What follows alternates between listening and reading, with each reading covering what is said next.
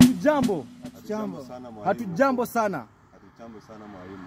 Okay, nachukua fursa hii kuzungumuza na walimu wenzangu, kuzungumuza pamoja na wanafunzi wa shule hii ya Kivumbi Institute of Dust Management. Ndio mwalimu mkuu. Nimepata ripoti kutoka kwa naibu wa mwalimu mkuu. Yes sir. Kwamba kuna wanafunzi ambao walitoroka shuleni, wakaenda kufanya mambo zao maovu uko mjini, usherati. Yes. Nimepata habari kutoka kwa mwalimu na maafisa wa usalama katika shule hii. Ndio mwalimu. Hatuendi kuruhusu tabia kama hizo ziwe katika shule hii. Ndio mwalimu mkuu. Tuenda kukabiliana na wanafunzi hao.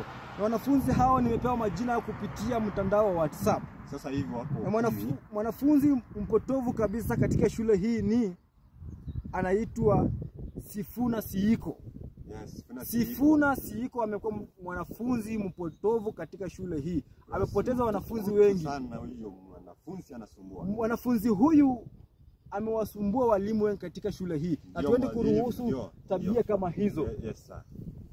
Kama naibu wa mwalimu mkuu. Ndio mwalimu.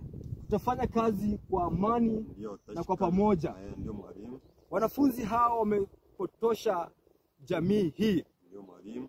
Hatuendi kwa uruhusu kamwe. Tunaenda kushirikiana na wanapolisi. Ndio mwalimu. Tunaenda kushirikiana na chifu wa mtaa hii. Ndio.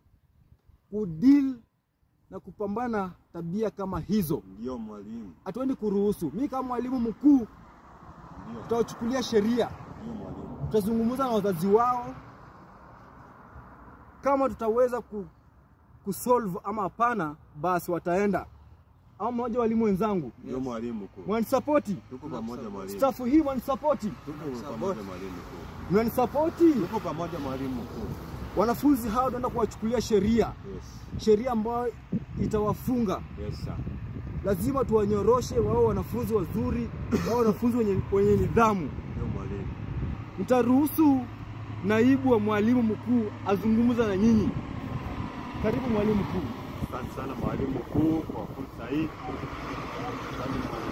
Zangu pia. Sasa nilikuwa nasema hivi. Na hao wanafunzi kwa sasa hivi ni 10 ambao wamekuwa wakisumbua hii shule sana. Mwanafunzi wa kwanza ni yule ambaye ulimtaja, anaitwa Sifuna Siiko. Sifuna Siiko, yes sir. Huyo ndiye amekuwa akisumbua sana kwa list yangu, ndio ametangulia juu, yeye ndio namba 1. So huyo kwanza, before hao wengine tuwapate, huyo anafaa atume nyumbani.